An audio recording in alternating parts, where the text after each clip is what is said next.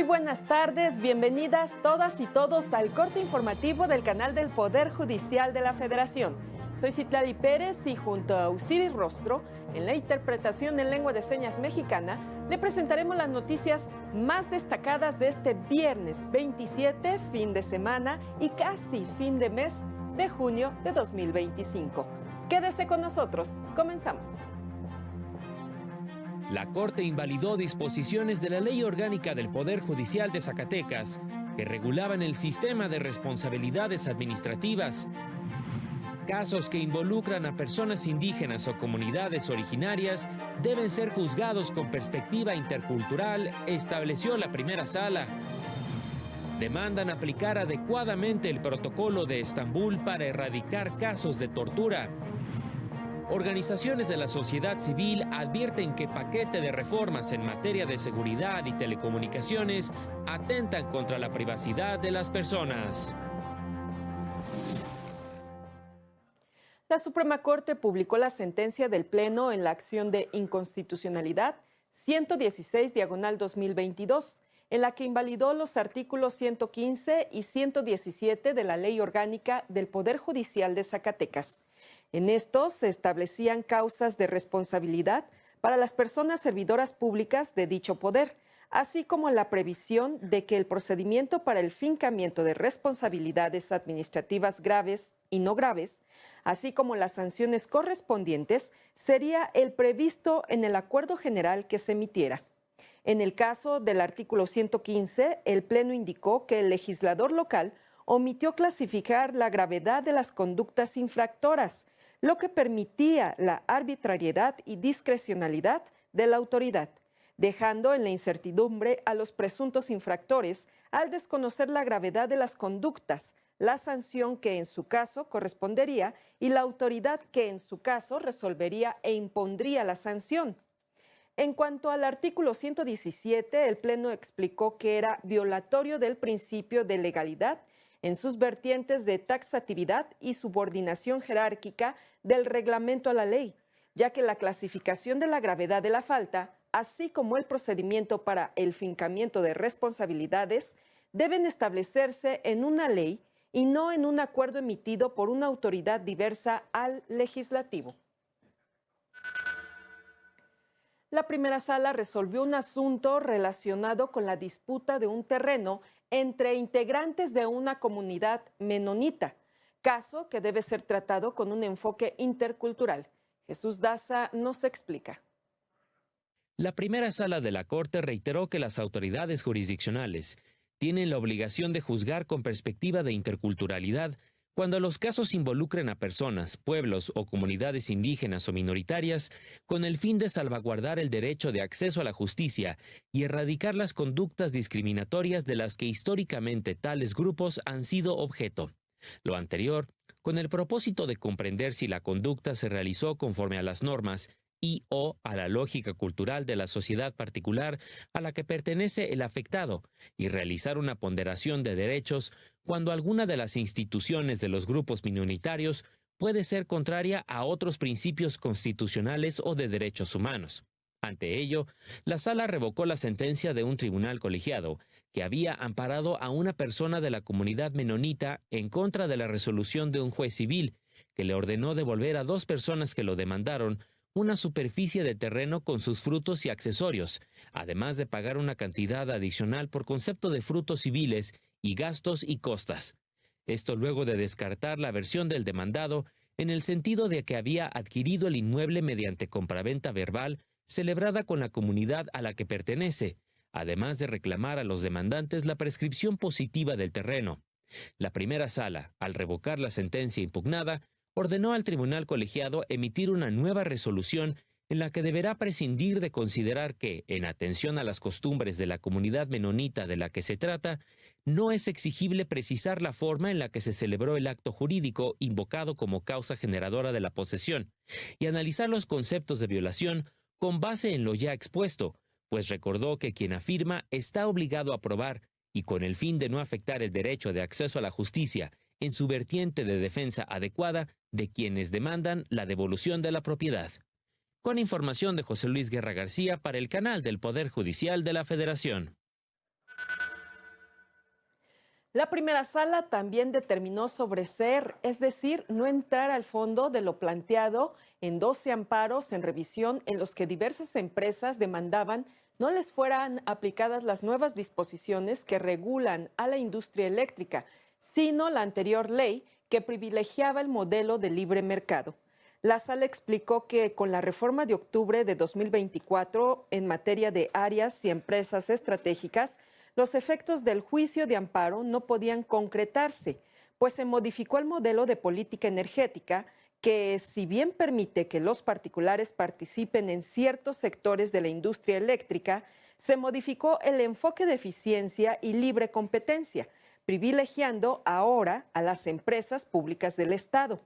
Además, en marzo pasado se emitió una nueva ley del sector energético, motivo por el cual no pueden concretarse los efectos del amparo reclamado, pues el parámetro constitucional cambió y la ley de la industria eléctrica dejó de regir con la entrada en vigor de la nueva norma, que no fue reclamada por las empresas quejosas ni formó parte del juicio de amparo promovido, razón por la cual el juicio de amparo se tornó improcedente, motivo por el cual se sobreseyeron las revisiones. Y el Instituto Federal de la Defensoría Pública respaldó el comunicado emitido por 5 personas coautoras del Protocolo de Estambul, quienes enviaron una carta a las Fiscalías Generales en México para hacer un llamado a implementar adecuadamente este instrumento. Señalaron diversos problemas en la investigación de delitos de tortura, como el hecho de que las fiscalías archiven automáticamente las investigaciones cuando los dictámenes médicos psicológicos arrojen resultados negativos, lo cual considera como una mala práctica, porque la ausencia de hallazgos psicológicos o físicos no implica que a la persona denunciante no se le haya causado dolor o sufrimiento. Además, entre otras cosas, señalaron que no se debe convertir a las personas expertas que realizan peritajes en blanco de investigación por sus hallazgos, cuando éstas actúen en función de sus deberes éticos. La Defensoría Pública indicó que se suma al llamado a garantizar el derecho a la verdad y a la justicia para las víctimas de tortura, pues es fundamental que estos hechos se investiguen con rigor, que los dictámenes realizados con base en dicho instrumento sean valorados de manera adecuada y que no se obstaculice la labor de quienes realizan peritajes, como las y los peritos que forman parte de este instituto. Y en el contexto de la conmemoración por la diversidad sexual, la Unidad General de Conocimiento Científico y Derechos Humanos de la Suprema Corte sigue invitando al público en general a conocer y consultar los aportes jurídicos de diversos tribunales para la defensa de los derechos de la comunidad. Los estados deben diseñar políticas que garanticen los derechos humanos de las personas de la comunidad LGBTI+, privadas de la libertad, señaló la Unidad General de Conocimiento Científico y Derechos Humanos de la Suprema Corte. Lo anterior, pues enfrentan graves riesgos en contexto de detención, principalmente por la falta de protección contra abusos, negligencia y violaciones a su integridad física, mental y sexual. Por ello, es fundamental reconocer las condiciones que afectan la igualdad y atender sus necesidades específicas. De acuerdo con instrumentos internacionales, las políticas penitenciarias deben implementar un enfoque diferenciado para respetar su dignidad, que incluya medidas estructurales que reconozcan que cuentan con los mismos derechos civiles y políticos, corregir los efectos de la discriminación y la consecuente falta de equidad en la distribución de recursos y erradicar la impunidad de casos de violación, así como garantizar la reparación integral del daño. También mejorar las condiciones de internamiento, garantizando condiciones dignas de salud, seguridad y espacio, además de que haya la misma cantidad de personal de seguridad que de personal especializado en la reinserción social. Por su parte, la Suprema Corte de Justicia de la Nación ha establecido que, al juzgar, las autoridades tienen la obligación de aplicar un enfoque diferenciado, con perspectiva de género, desde una mirada transversal e interseccional, para identificar y eliminar los factores que pudieran generar discriminación y poner a las personas en una situación de vulnerabilidad en el proceso penal.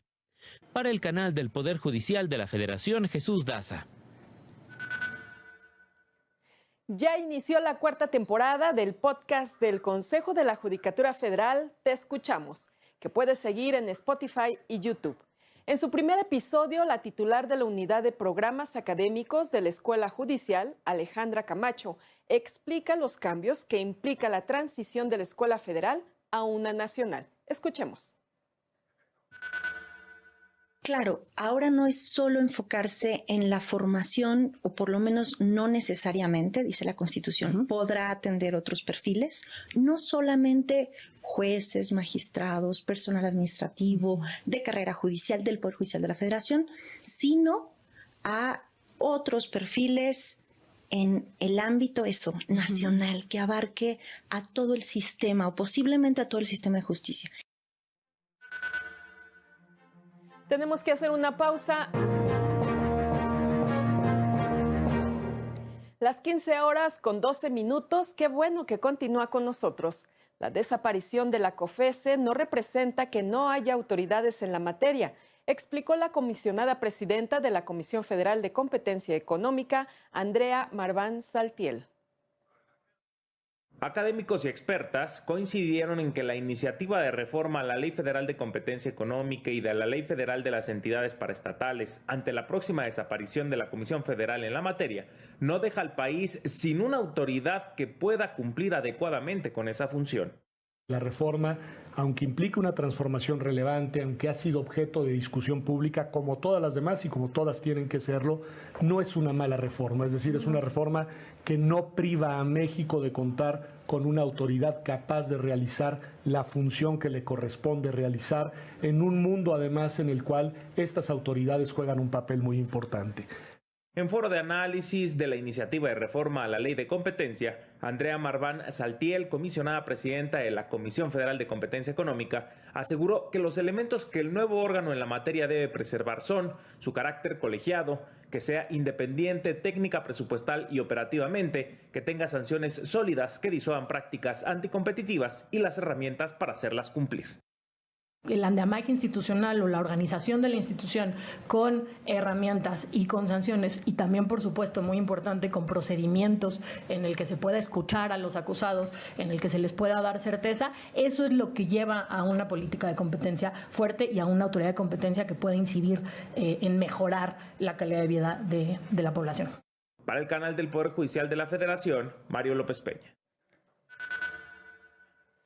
Diversas organizaciones de la sociedad civil como Artículo 19, la Red en Defensa de los Derechos Digitales, X, Justicia para las Mujeres, entre otras, rechazaron el paquete legislativo que se discute en el periodo extraordinario del Congreso, pues consideran que representa un avance en la legalización de la vigilancia por parte del Estado. Señalan que las reformas en materia de seguridad autorizan a las Fuerzas Armadas para procesar y usar información para actividades de inteligencia sin salvaguardas ni controles. También brindan facultades a la Guardia Nacional para que realice operaciones encubiertas, pese a que en 2023 la Suprema Corte invalidó que realizara este tipo de labores. Por otra parte, consideró que la reforma a la Ley General de Población y a la Ley General en materia de desaparición forzada, que imponen la CURP biométrica obligatoria para acceder a servicios públicos y privados, representa una amenaza directa para los derechos humanos, así como lo es la reforma a la Ley de Telecomunicaciones y Radiodifusión, que profundiza el sistema de vigilancia y violación a la privacidad al mantener el sistema de acceso a datos conservados y de geolocalización en tiempo real sin controles judiciales.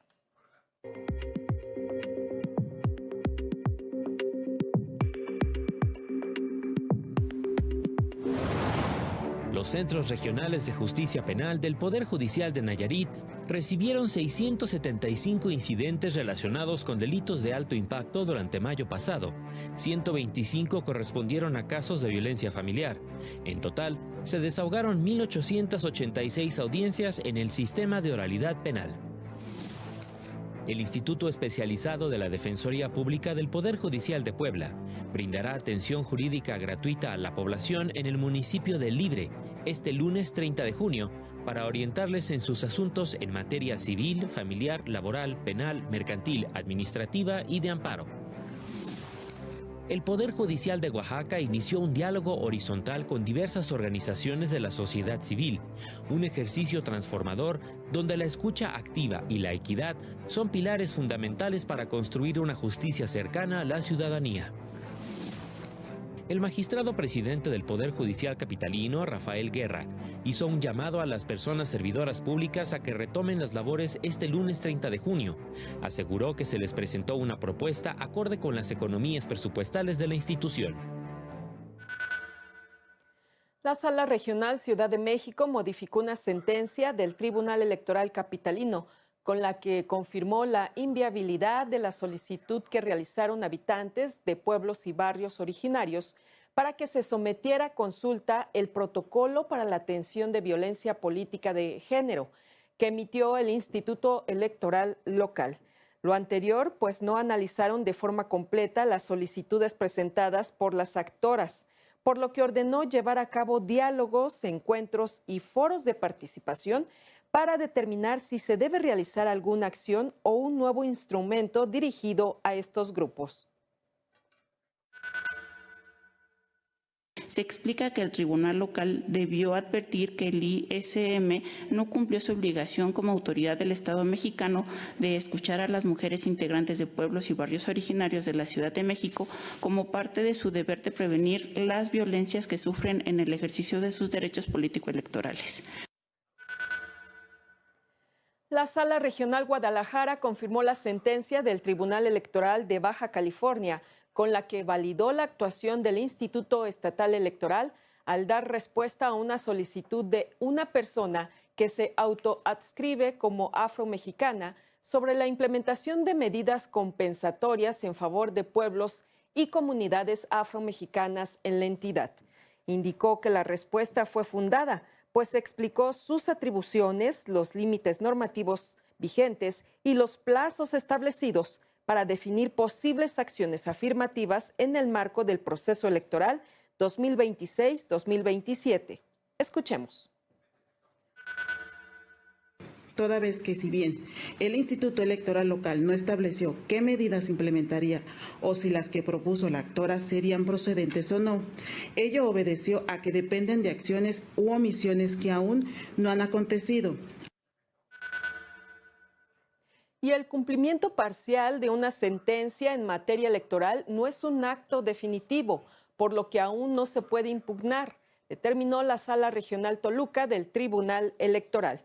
Lo anterior al desechar el medio de impugnación que interpuso una regidora de un ayuntamiento de Michoacán, pues consideró incumplida la sentencia que ordenaba al presidente municipal de la localidad entregarle la información suficiente para el ejercicio de su labor. Sin embargo, el Tribunal Electoral del Estado determinó que la sentencia se encuentra en estado de cumplimiento parcial. Aquí en materia electoral la suspensión no existe, pero ciertamente el hecho de estar admitiendo litigios sobre el cumplimiento parcial de una sentencia sí puede provocar que se vayan abriendo líneas de impugnación que de alguna manera atraviesan la línea del cumplimiento de la sentencia, y si al final del día se llega a una determinación que revoque algo que tiene que ver con el cumplimiento, pues regresemos al inicio del cumplimiento de la sentencia y esto retrase injustificadamente la decisión. Y en más noticias, en un seminario sobre temas fiscales en la UNAM, se informó que en cada estado del país solo se llega al 5% de recaudación fiscal y en los municipios al 2%. Rosy García con el reporte.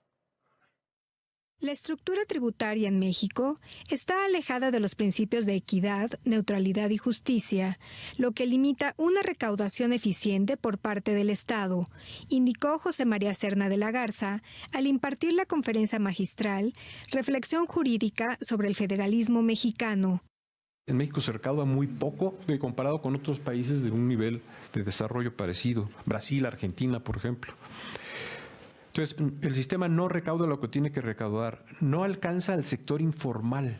El sector informal no paga impuestos o no paga lo que podría pagar. Planteó propuestas para una reforma que promueva un reparto más equitativo de las competencias y los recursos públicos recaudados a través de impuestos entre los 3 niveles de gobierno, ya que actualmente los estados solo recaudan el 5% y los municipios apenas el 2%. No promueve ni la transparencia ni la rendición de cuentas. No se promueve un sistema de auditoría eficaz respecto del uso de los recursos públicos federales, estatales y municipales. Y no hay claridad en cuanto al reparto de competencias en materia tributaria.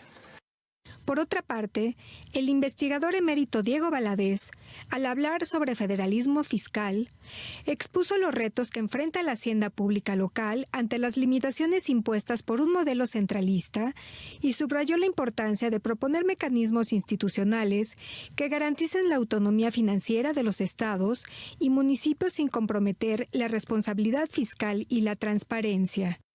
Por el proyecto que se asocia con el constitucionalismo contemporáneo, con el Estado constitucional contemporáneo, que es el de evitar la concentración de atribuciones, llámense políticas, jurídicas, financieras, fiscales. Para el canal del Poder Judicial de la Federación, Rosy García. La Comisión Interamericana de Derechos Humanos condenó la violenta detención del mexicano Narciso Barranco por parte de agentes migratorios en California, Estados Unidos, ocurrida el pasado 23 de junio. Instó a las autoridades norteamericanas a investigar este caso, que calificó como uso excesivo de la fuerza, y a adoptar políticas migratorias para garantizar la protección efectiva de los derechos de los migrantes. Narciso Barranco tiene 32 años viviendo en Estados Unidos y es padre de 3 elementos de las Fuerzas Armadas estadounidenses. Es jardinero de oficio y sin antecedentes penales. Fue sometido con gas pimienta y golpes en la cabeza por agentes de ICE. Y en temas de salud se abordaron los riesgos que conlleva el uso de vapeadores entre los jóvenes. En México, el uso de vapeadores entre adolescentes ha ido en aumento y se han documentado casos de lesiones pulmonares graves asociados con su uso. Aunque algunos creen que son inofensivos, los vapeadores contienen nicotina, metales pesados y sustancias químicas tóxicas que dañan los pulmones y el cerebro, especialmente en menores de edad. En un encuentro organizado por la Comisión Nacional de Salud Mental y Adicciones, especialistas indicaron que existen mitos que minimizan el impacto negativo del consumo de vapeadores. La realidad, la mayoría contiene nicotina, una sustancia altamente adictiva, además que están diseñados para atraer a los jóvenes con sabores dulces y envases llamativos. Mito 3. No pasa nada si se pruebe una vez. En realidad, una sola inhalación puede causar daño pulmonar, irritación en la garganta y empezar una adicción difícil de romper. Se estima que en el país hay 14.6 millones de personas consumidoras de tabaco. 12 millones reportaron haber consumido cigarrillos electrónicos, de los cuales 2 millones mantienen un uso constante. Cerca de 1 millón de adolescentes reportaron haber consumido tabaco y cerca de 500,000 son consumidores de cigarrillos electrónicos. Lo que podemos asegurar es que estos no son productos seguros, no son productos inocuos. Bajo ninguna circunstancia podemos pensar que es una sustancia o que es un producto que no nos genera ningún daño. Llamaron a la población a evitar el consumo de dichos dispositivos, ya que de acuerdo con las evidencias no son seguros y pueden generar daños importantes a la salud. Para el canal del Poder Judicial de la Federación, Laura Murillo. Y antes de terminar, vámonos a temas culturales. Fíjese que se ha hablado sobre trasladar la obra de Dolores Olmedo a Chapultepec. Especialistas señalaron que esto representaría vulneración de la voluntad testamentaria. Ante la existencia del fideicomiso que Dolores Olmedo firmó en 2002 para donar al pueblo de La Noria, en Xochimilco, el museo que lleva su nombre, se ha generado polémica por la intención de particulares de trasladar su colección a Chapultepec, lo que representaría un incumplimiento a la voluntad de su fundadora, Olmedo Patiño. Dolores Olmedo dijo: quiero que todas mis obras permanezcan permanentemente en La Noria, en Xochimilco, y que el museo esté abierto de manera permanente.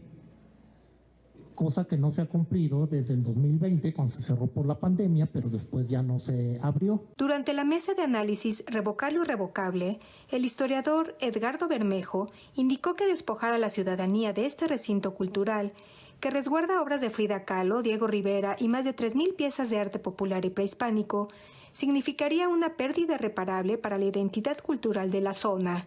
Hay una comunidad en Xochimilco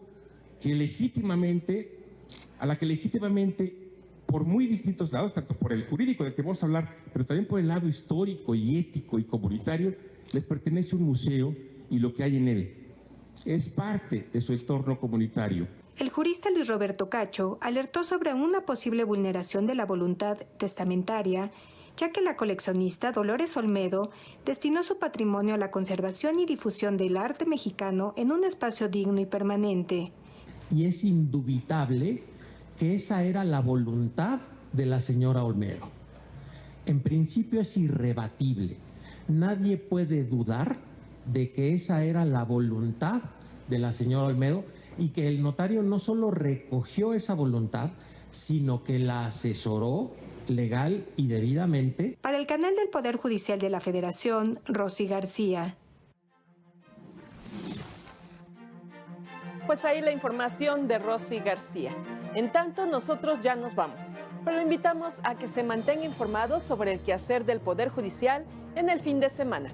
Este sábado siga a las 18:30 horas Semanario Judicial, resumen de noticias, con su repetición el domingo a las 10:30 de la mañana. Y el lunes lo esperamos, por supuesto, en el corte informativo a las 15 horas, o si lo prefiere, en el noticiario nocturno a las 20:30 horas con Laura Murillo. Soy Citlali Pérez. Hasta pronto.